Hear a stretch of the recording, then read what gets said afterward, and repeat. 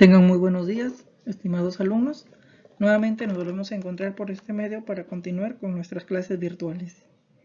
En esta ocasión vamos a hacer un repaso de los temas que ya hemos trabajado. Es decir, en esta semana 4 vamos a hacer un repaso de lo que hemos hecho en la semana 1, 2 y 3.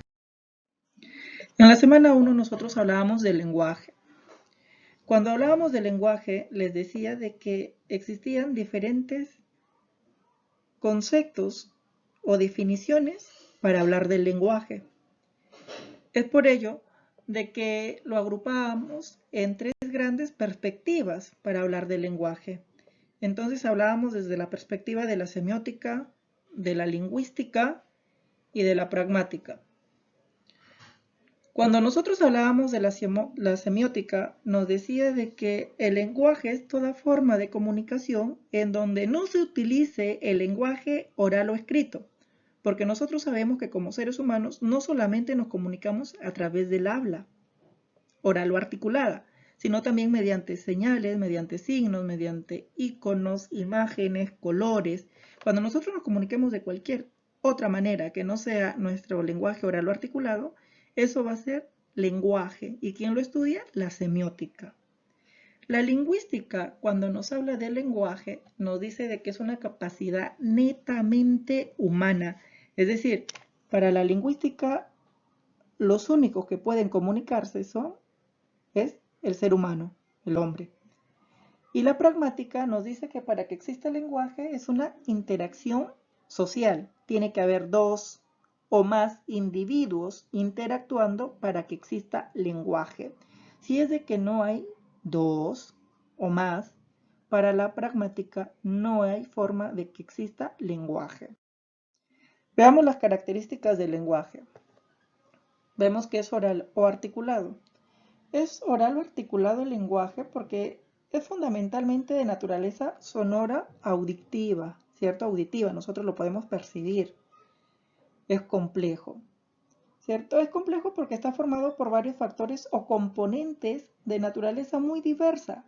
Esto dificulta su estudio, ¿cierto? Estos componentes son fisiológico, neurológico, físico, psicológico y cultural. ¿Por qué tiene el componente fisiológico?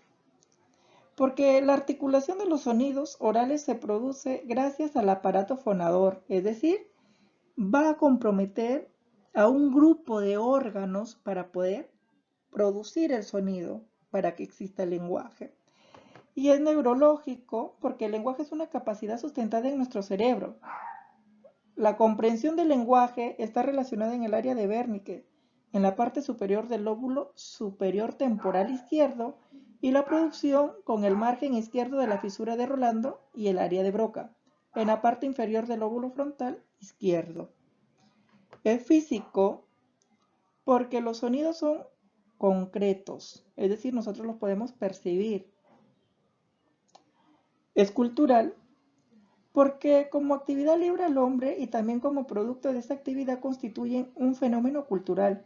El lenguaje es una forma de cultura, quizás la más universal de todas. Es decir, a través de él también nosotros transmitimos nuestras costumbres, nuestras tradiciones. Y es psicológico porque ahí también nosotros vamos a expresar nuestro mundo interior, nuestros sentimientos, nuestras emociones. Otra de las características del lenguaje es que es heteróclito. Y es heteróclito porque el lenguaje es irregular y extraño, es decir, no se ajusta a ningún molde o a ningún paradigma. Nadie nos dice que esta es la única forma de comunicarnos.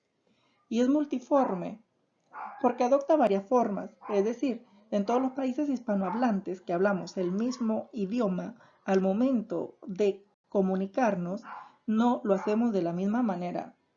Y es consciente, ¿cierto? Es consciente porque nosotros sabemos en qué momento comunicarnos o cuándo nos vamos a comunicar, frente a otras actividades que hacemos como seres humanos que son involuntarias a nosotros, como es el bostezar, el reír, el llorar. Ahora veamos las funciones del lenguaje. Cuando nosotros hablábamos de las funciones del lenguaje, hablábamos de dos lingüistas, de Karl Bühler y de Roman Jacobson. Karl Buller nos hablaba de tres únicas funciones del lenguaje. Él nos hablaba de la función representativa o referencial. Para él, esta función era la más importante, porque en esta función nosotros transmitimos todo lo que sucede en nuestro mundo externo, en nuestro contexto, en nuestra realidad.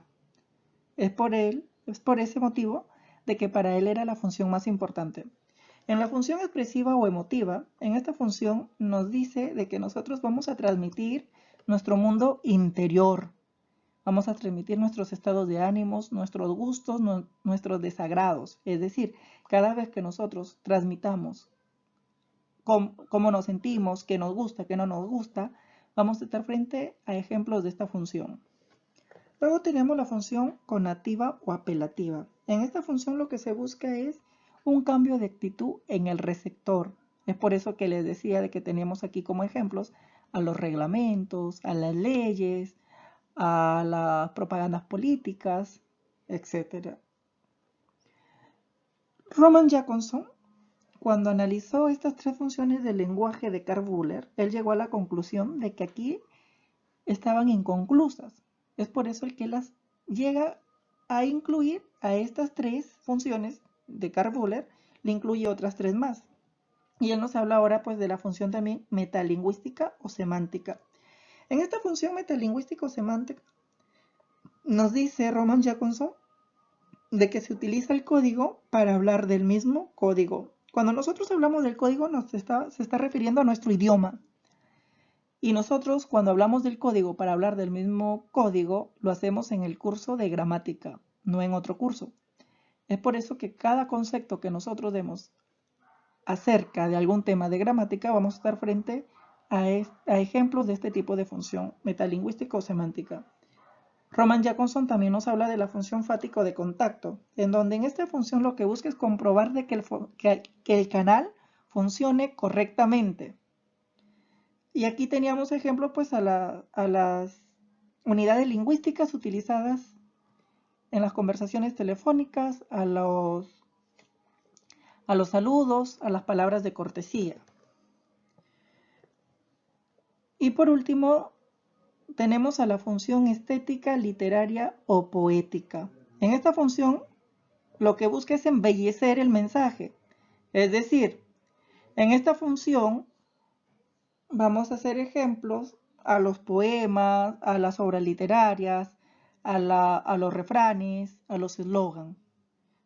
En estas formas de comunicarse se busca embellecer el lenguaje. Es por ello de que van a ser ejemplos de esta función estética, literaria o poética.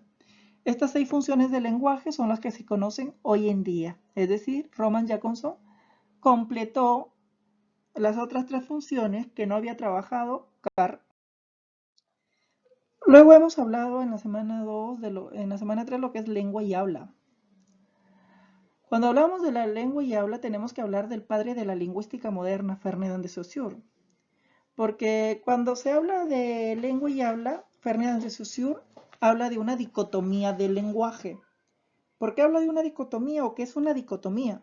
Una dicotomía son términos totalmente opuestos que se van a complementar entre sí para formar uno solo.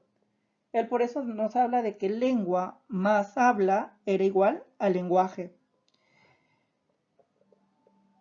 Es por eso que él en todas sus teorías que ha hecho acerca de temas de la gramática, él habla de dicotomías. Por ejemplo, cuando se ve el signo lingüístico, habla de significado más significante, que son términos totalmente opuestos que se conforman entre sí para formar lo que es el signo lingüístico también. Entonces, para Ferdinand de Saussure, el lenguaje es una dicotomía, lengua más habla.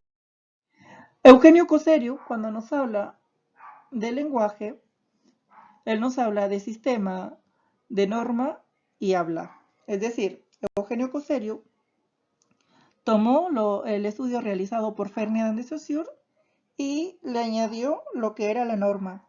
Porque a lo que Ferdinand de Saussure había denominado lengua, Eugenio Coserio le denomina sistema, que es el conjunto de signos que utiliza el hombre para comunicarse, y habla de la norma, que la norma viene a ser para Coserio ese conjunto que la sociedad selecciona unas en detrimento de otras, y el habla, pues, que es la selección que hace el individuo de las posibilidades que da la norma. Por ejemplo, usted es una forma correcta para imponer respeto, aunque tú hoy en día se impone y no por ello se le está faltando el respeto. Luego vemos a Noam Chomsky. Noam Chomsky, para hablar del lenguaje, él nos habla de una competencia lingüística y de una actuación lingüística. Es decir, el autor de la gramática generativista dice que la competencia lingüística de un usuario de la lengua es esa parte de su conocimiento que se relaciona con el sistema lingüístico como tal, mediante el cual pueden producirse un conjunto de oraciones indefinidamente extenso que conforman su lenguaje. Es decir, cuando nos habla de esta competencia lingüística es de toda esa creatividad que nosotros tenemos o facilidad de articular o producir palabras para comunicarnos. Mientras, cierto que la actuación lingüística, por otra parte, es la conducta lingüística. Esto es el uso que hace el hablante en virtud de las posibilidades lingüísticas que posee. La actuación, consecuentemente, se halla determinada no solo por la competencia lingüística del hablante, sino también por las convenciones sociales y otros factores de índole cultural y emocional. Esto es lo que nos dice Noam Chomsky cuando habla. Veamos las características de la lengua. Decimos que es social, que es virtual, que es duradera, que es homogénea, que es aprendida y inmanente y exterior. Veamos por qué es social. Es social porque es un instrumento de relación social esencial. Es decir, la lengua le pertenece a toda una comunidad lingüística, no solo a un individuo. Es virtual porque existe potencialmente en nuestro cerebro. Es abstracta, mental, inmaterial y psíquica, porque nosotros no la podemos ver, ¿cierto? Ni tampoco la podemos escuchar, sino que está alojada en nuestro cerebro. Es duradera, ¿cierto? Porque la lengua está en constante creación y destrucción. Gracias a esta relación dialéctica perdura a través del tiempo. Es homogénea, es decir, la lengua como corpus sistemático es igual para todos los hablantes, lo que cambia es el uso. Es aprendida porque el código se adquiere paulatinamente. Nosotros podemos darnos cuenta de que los bebés no nacen hablando. Ellos van adquiriendo el idioma en el transcurso de cómo se les vaya enseñando y vayan creciendo. Es por ese motivo de que es aprendida la lengua, nosotros podemos aprender más de un idioma. Y por esa razón, en las escuelas se enseña una o más lenguas extranjeras. ¿Y por qué es inmanente y exterior? ¿Cierto? Es decir, la lengua es una realidad inherente o propia al ser humano, no obstante que está fuera de él. Ahora veamos las variedades de la lengua. Hablábamos del dialecto. Justamente en este tema quería aclararles bien, porque cuando les dejé la actividad acerca de los ejercicios que tenían que hacerme, muchos han fallado porque me he dado cuenta de que han bajado información del internet y no todo lo que está en internet es real o es verdadero, y me ponen pues palabras en diferentes idiomas. Cuando yo me hablo de dialecto, me estoy refiriendo a un mismo idioma, pero que en distintas ciudades o países que se hable el mismo idioma, para referirse al mismo concepto o al mismo objeto, utilizo palabras totalmente diferentes o distintas dentro del mismo idioma, no en idiomas diferentes. Por ejemplo, nosotros lo conocemos como bodoque, pero en nuestra misma región, en la provincia de Talara, lo conocen como chalaca. Nos estamos refiriendo a lo mismo, pero utilizamos palabras distintas o diferentes en el mismo idioma. Nosotros lo conocemos, le decimos niños, o acá en Piura le decimos churre, pero en México le dicen chavo. Y estamos en el mismo idioma. Esos son ejemplos de dialectos. Luego hemos hablado del sociolecto. Este sociolecto, variedad social o variedad diastrática, es una variedad propia de un grupo social que depende de factores socioculturales como raza, sexualidad, religión, grado de instrucción, estatus social, etnias, clases socioeconómicas. Es decir, en este sociolecto se va a dividir en el nivel superestándar y en el nivel estándar. Cuando nosotros hablamos del nivel superestándar, estamos refiriéndonos aquí que pertenece a las personas cultas educadas con distinción social.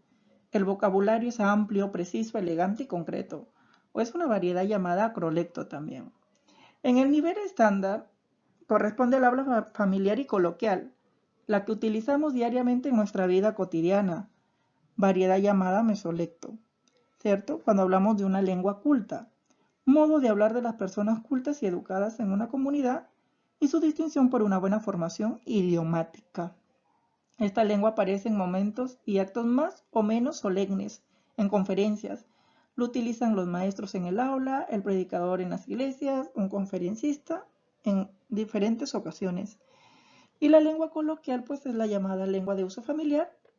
Tiene una modalidad más característica de la lengua estándar, apropiada para circunstancias no formales, no hay reglas. Se caracteriza por su pereza fónica matizadas de contracciones, abreviaciones.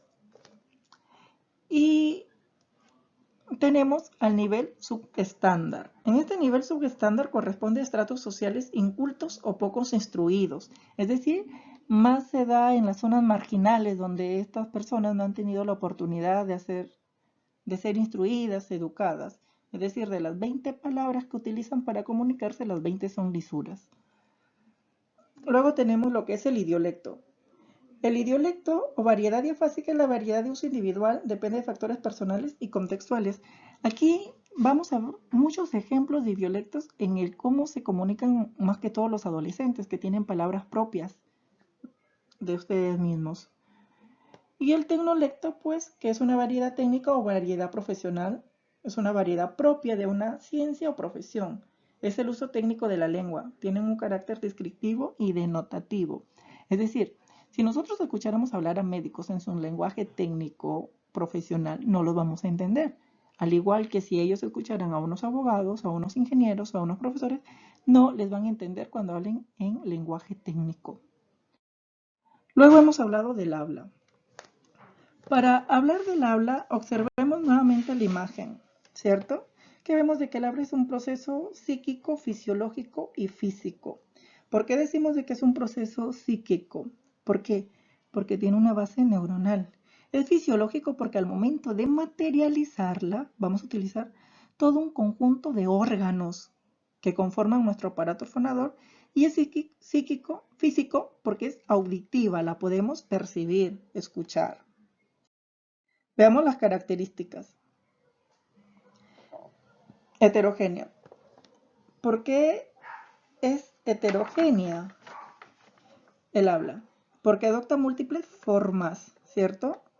Múltiples formas, es decir, todos no hablamos de la misma manera. Al momento nosotros de materializar nuestra lengua a través del habla, lo hacemos de manera distinta, aunque sea el mismo idioma. Efímera.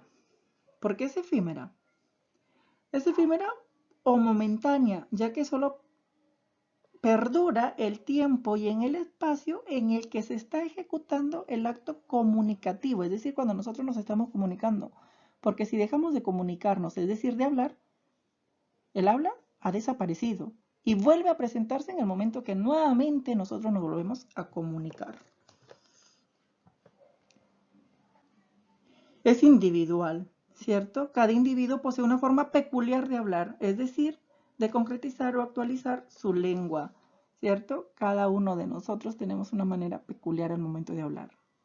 Es por eso que gracias a esta característica nosotros podemos conocer las voces de las personas. Y es concreta. Es concreta el habla porque es perceptible, por medio de que del oído lo podemos percibir, lo podemos escuchar, es material, física, actual, perceptible. Y también nosotros hacíamos una relación y oposición entre lengua y habla, que lo veíamos en la clase anterior. En esta cuarta semana lo que hemos hecho es un repaso, porque en la quinta semana nosotros vamos a tener nuestra videoconferencia en donde vamos a interactuar para aclararles cualquier duda que hayan tenido en los temas que ya estamos realizando. Es ahí en donde nosotros vamos a tener la oportunidad de responderles inmediatamente sus consultas que puedan generar. Recuerden que nuestro estado de emergencia aún continúa porque los casos siguen creciendo de infectados del COVID-19. Para que esto acabe pronto debemos de seguir cumpliendo todas las medidas establecidas por nuestro gobierno. No queremos de que esto termine en una fatalidad. Recordemos de que si esto queremos que acabe lo más pronto, nosotros también tenemos que ser parte de la solución. Así que quedémonos en casa.